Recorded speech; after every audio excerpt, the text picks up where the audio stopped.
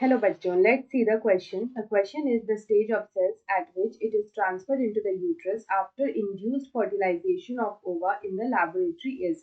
तो यहाँ पे बोल रहा है कि हमें ऐसे स्टेज बताना है सेल का in which it is transferred into the uterus after induced fertilization of ova in the laboratory is. Option A is embryo at 4 blastomeres stage. Option B is embryo at 2 blastomeres stage. Option C is morula and option D is zygote.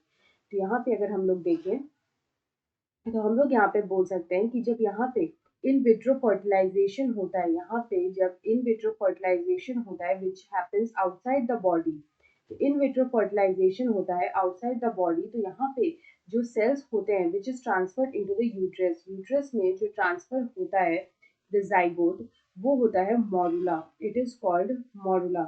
यहाँ पे ये मॉरुला होता क्या है वो हम लोग देखते हैं. If you talk about this morula, तो ये मॉरुला क्या होता है. यहाँ पे जब फर्टिलाइजेशन के बाद यहाँ पे क्लीवेज डिवीजन होता है इन द जाइगोट, तो यहाँ पे हम बोल सकते हैं zygote undergoes here, zygote undergoes cleavage division. यहाँ पे जाइगोट में क्लीवेज डिवीजन जो है वो यहाँ पे होता है. You can see cleavage division in zygote and it produces a solid ball of cells. It produces a solid ball of cells, और ये जो सॉलिड बॉल ऑफ सेल्स होता है इसी को हम लोग बोलते हैं morula. It is called morula. Morula में यूजुअली यहाँ पे 8 to 16 सेल्स होते हैं. ऑकेजनली यहाँ पे नॉर्मली 8 to 16 सेल्स होते हैं, और ऑकेजनली अगर हम लोग बोले, ऑकेजनली कभी कभी यहाँ पे 32 सेल्स भी हमें देखने को मिलते हैं.